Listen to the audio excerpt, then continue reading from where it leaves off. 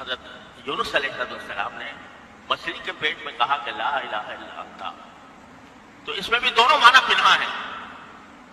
یعنی اور کوئی ہوتا نا تو کیا کرتا، یا اللہ مصیبت میں پھنس گیا ہوں اب مجھے سے نکال دے، ہے نا، یہی کہتا نا، دعا کرتا کہ یا اللہ مصیبت میں پھنس گیا ہوں نکال دے.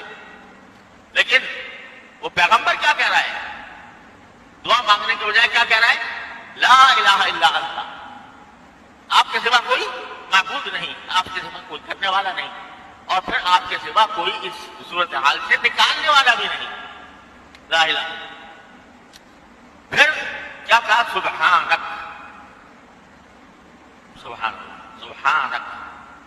آپ کے ذات لفظی معنی تو اس کے یہ ہوتے ہیں، اردو بیچاری تنگ دبا، وہ کہاں ترجمہ کرے عربی کے اور روحانی اور مقدس